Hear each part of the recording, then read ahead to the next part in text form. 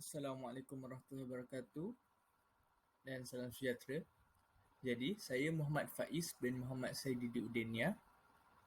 Metrik number D2018-208-5776 akan membentangkan tajuk kajian tindakan saya mengenai penggunaan akronim dalam meningkatkan kefahaman murid tingkatan 4 terhadap topik keimunan manusia.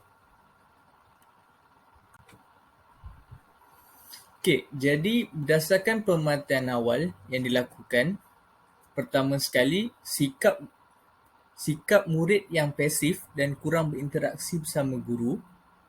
Daripada segi permasalahan adalah kesukaran murid untuk memahami dan mengingati fakta berkaitan topik keimunan. Yang ketiga adalah dari segi nilai, kurangnya keyakinan diri untuk mencuba jawab soalan yang ditanyakan oleh guru ketika set induksi.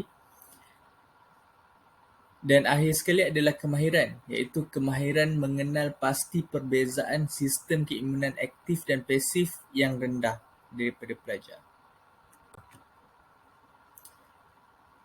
Jadi, seterusnya adalah refleksi awal.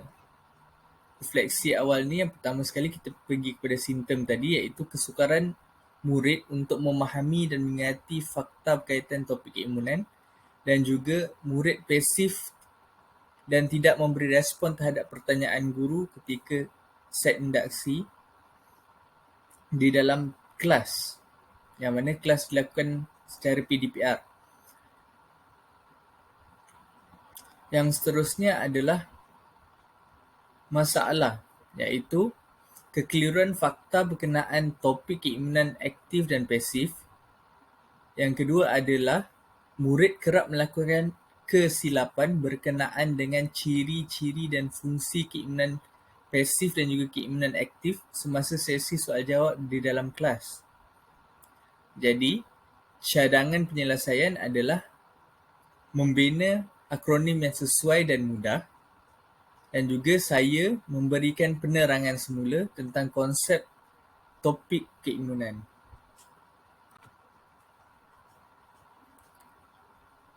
Seterusnya adalah perancangan. Jadi, kajian tindakan ini dijalankan terhadap murid, 23 orang murid, 4 UMT di Sekolah Menengah Sains Kuala Terengganu. Jadi, kita pergi kepada objektif kajian. Objektif kajian ini dilakukan adalah untuk memudahkan murid membanding beza jenis keimunan pasif dan aktif. Yang kedua adalah mengenal pasti keberkesanan penggunaan akronim terhadap daya ingatan murid untuk topik keimunan manusia. Intervensi, iaitu penggunaan kaedah akronim, dan juga untuk indikator bagi untuk menyukat kita punya hasil kajian adalah menggunakan Google Form dan juga borang soal selidik. Jadi seterusnya adalah carta pembatuan, yang mana dia menunjukkan garis masa kajian ini dilakukan. Jadi pada 28 Ogos mengenal pasti masalah dan pemerhatian awal dilakukan. Seterusnya pada 30 Ogos saya membina akronim yang sesuai dengan topik keimunan, dan pada 1 September saya mengaplikasikan akronim ini dalam kelas bagi melihat kepada tahap penerimaan pelajar dan macam mana akronim ini diguna pakai. Dan pada 2 September saya melakukan ujian untuk menguji kefahaman di dalam kelas. Dan pada 8 September saya melakukan refleksi dan penambahbaikan berdasarkan respon murid terhadap penggunaan akronim. Seterusnya adalah pelaksanaan tindakan. Jadi, di sebelah kiri saya adalah macam mana konsep itu diguna pakai, iaitu berdasarkan pada perkataan aktif dan pasif itu sendiri, yang mana di awal perkataan aktif K dan T itu digunakan untuk membawa maksud K untuk kekal dan T untuk tubuh badan, yang menyatakan